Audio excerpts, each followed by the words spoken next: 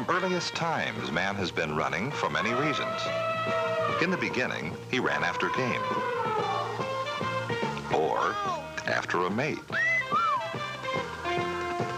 or away from his enemies. Later, man ran competitively, and the Olympic Games were born. But even as he ran for the glory of ancient Greece, he still had his problems.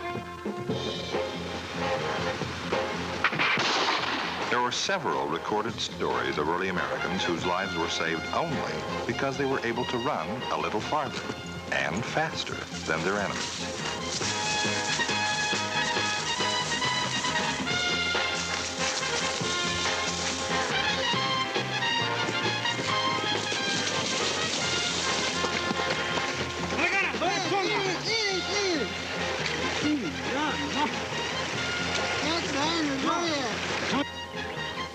Navajo children were always instructed to run. If you run every morning, they were told, you'll be lively all the time. Even when you're old, you'll be lively. Today in our push-button, three-cushion society, many Americans have very nearly lost the use of their legs, not to mention their hearts. Experts fear for the future because where children used to at least walk to school, today they complain if they have to walk to the bus stop. And this problem isn't America's alone. It's prevalent in many countries. For instance, a prominent medical researchist in England has made an interesting study of 31,000 employees of the British transport system. His team observed that about twice as many fatal heart attacks occurred among bus drivers as among conductors. The difference attributed to the fact that the drivers had almost no opportunity for exercise, while the conductors had to climb to the upper decks of their buses many times a day. Next, sedentary postal clerks were compared with postmen who spend most of their day walking. In 110,000 cases, a similar high proportion of fatal heart attacks occurred among non-active clerks, as compared to the active mail carriers. But concerned people in America are campaigning to help get Americans back on their feet and put their hearts in the right place. I'm enthusiastic about vigorous exercise, such as jogging, swimming, or cycling, because I've seen it change the lives of people. I've seen it make fat people lean, sick people well, and I've observed people become less depressed, less neurotic. In fact, I've seen it improve the self-image and well-being of everyone who engages in it systematically. Emotional improvement is one of the important side benefits of exercise. Take the rather amusing example of a New York State journalist. Dear, do you feel all right? You don't look very well. Oh, yeah, I'm all right, honey. Sure. Right. Positive. After a series of questionable heart attacks, he became so depressed that he decided to kill himself by a method that no one would recognize as being suicide.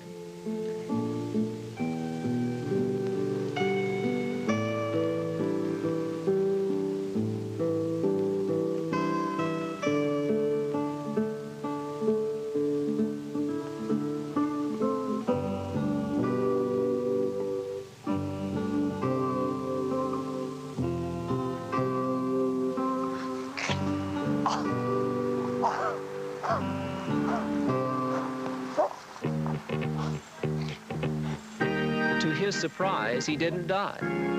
So he crawled home and tried the same thing the following night, but still he survived. After the first week, he noticed that he was running farther and faster. And after 6 weeks, he was so strong and happy that he decided to go on living and running. Now, this is a true story. Only the faces are different, but please don't misunderstand me. I would never advise this approach to heart disease.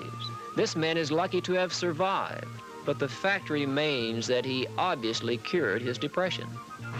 We talk a lot about fitness these days, but what do we mean by it? To some, it's a feeling of well-being. To a weightlifter, fitness might be synonymous with bulging muscles. To a physician, physical fitness may imply an absence of disease. To a young girl, it might mean a trim and shapely figure.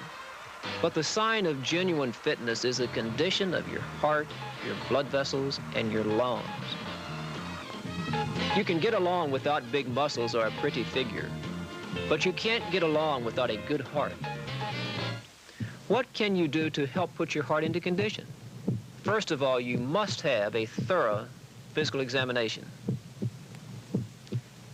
People who are unfit frequently have heart rates of 90, 95 to 100 beats per minute at rest.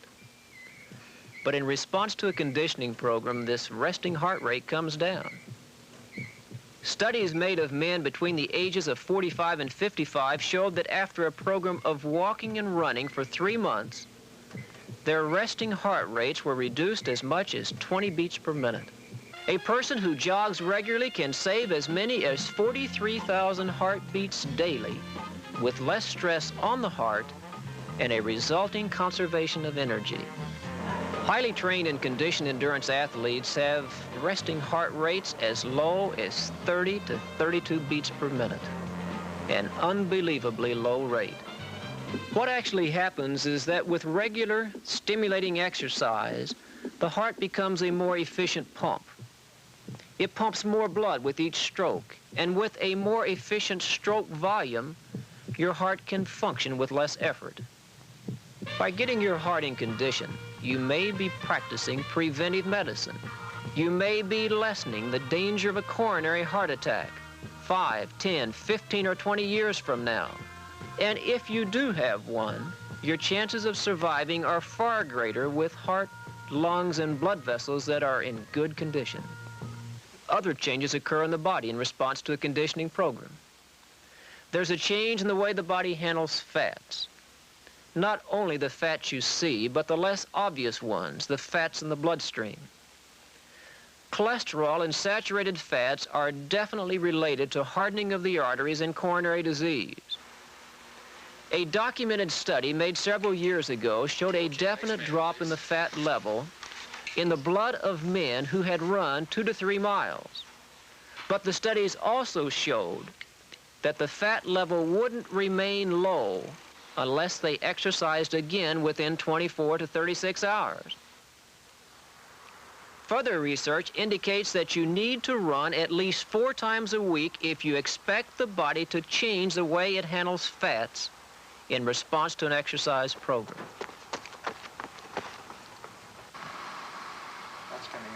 Advanced studies made of cholesterol-fed roosters show a marked reduction of fatty plaques in their aortas when they were forced to exercise daily.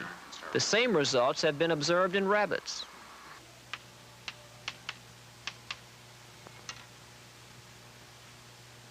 I frequently use the word aerobics, which literally means with air or with oxygen. And the ability of the body to utilize large amounts of oxygen is the real secret to physical fitness. Aerobic exercises are those exercises which demand large amounts of oxygen and produce beneficial effects in the heart and the lungs and the blood vessels. How do we measure oxygen consumption? At first, we tested men on a treadmill, but it's impractical to test 500,000 men on a treadmill twice a year, so we had to develop a field test of fitness.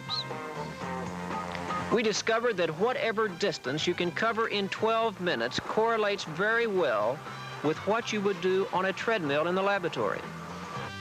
If you are under 30 years of age, to be classified in good physical condition, you should be able to run 1.5 miles in 12 minutes. To be in excellent condition, 1 3/4 miles in 12 minutes. Now, this may sound difficult, but it's not really. In a study performed at Luther Burbank Junior High in Burbank, California, 62% of 490 schoolboys aged 13.5 years were able to run the 1.5 miles in less than 12 minutes. 452, 453. And in Anaheim, at Orangeview Junior High School, by the end of the school year, after testing once every 6 weeks, over 90% of the boys were able to run 1.5 miles or more in 12 minutes. But today, our American male gets married. He gets fat.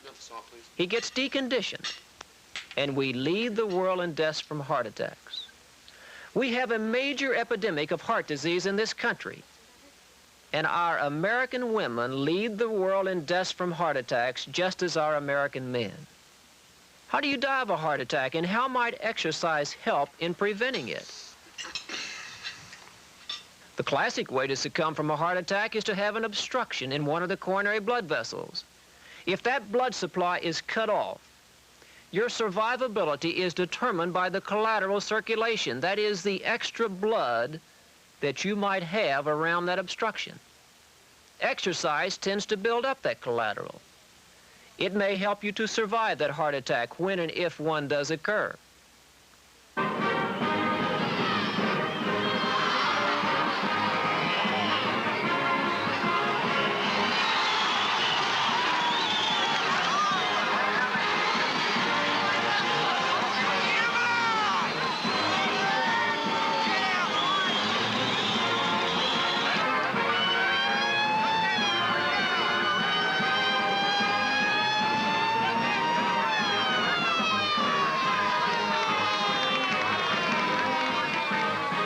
Now, there are many causes of heart disease. Physical inactivity is only one cause. A sudden outpouring of the hormone adrenaline through extreme excitement or overexertion can cause the heart to beat violently and can be just as fatal as an obstruction. Exercise might help by reducing the potential level of this hormone that can be reached. As a heart specialist, I enthusiastically endorse jogging as a form of exercise for preventive health care.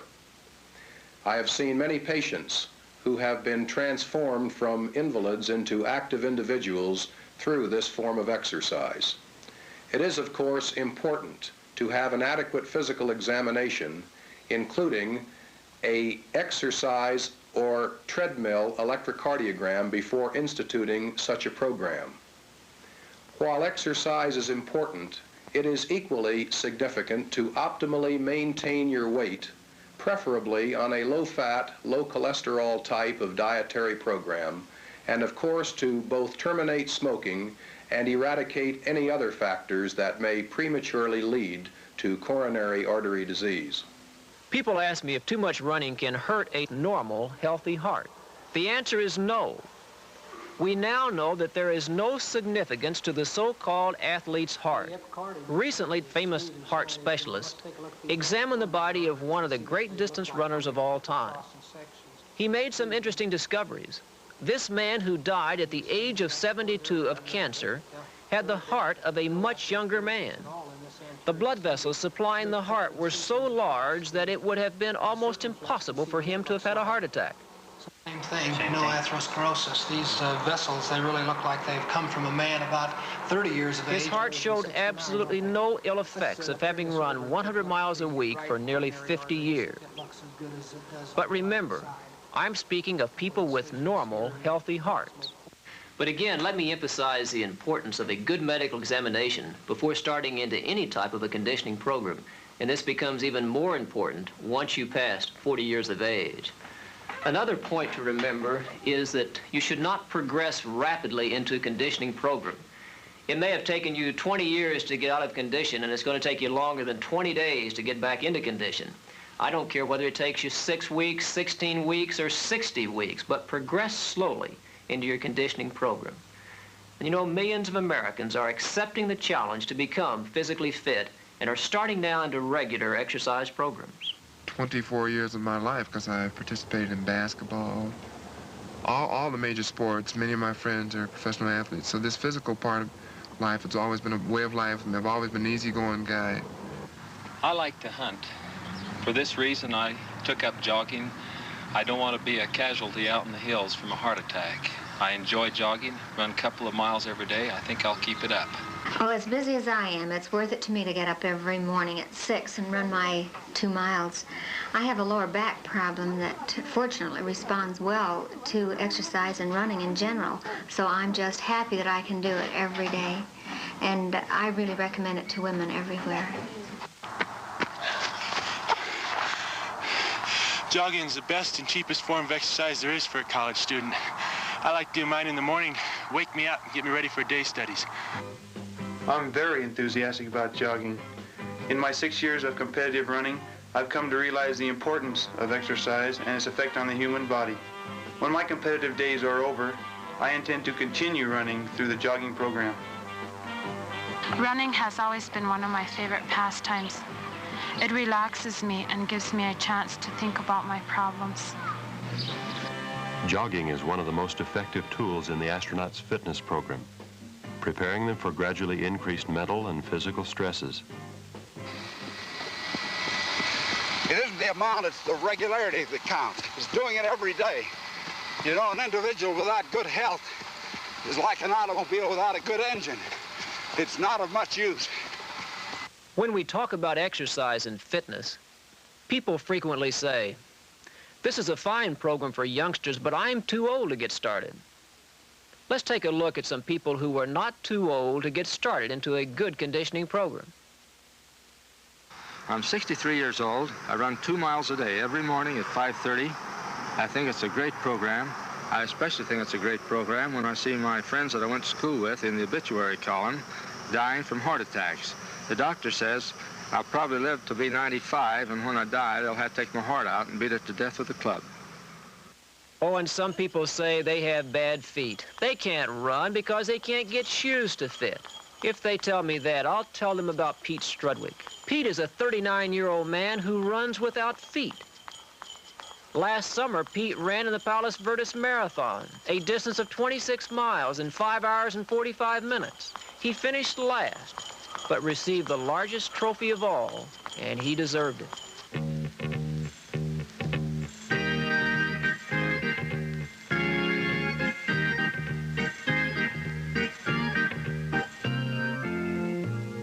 But I believe the most interesting story of all features Larry Lewis from San Francisco. I have been running for a period of 94 years. Larry runs around Golden Gate Park every morning, a distance of over 6 miles before going to work as a waiter, where he runs another couple of miles waiting tables at the St. Francis Hotel.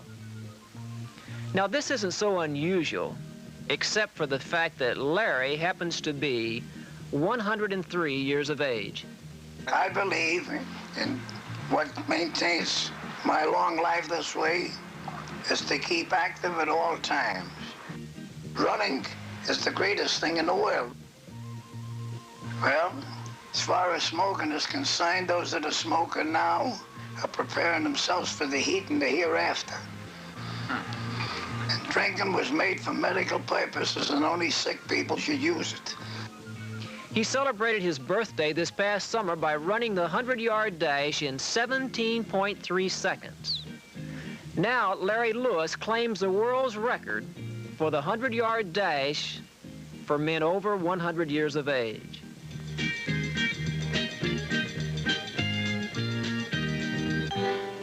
Physical conditioning won't guarantee you a longer life, but it will assure you a happier and more abundant one. Physical fitness is not only one of the most important keys to a healthy body, but is the basis of dynamic and creative intellectual activity. Intelligence and skill can only function at the peak of their capacity when the body is healthy and strong.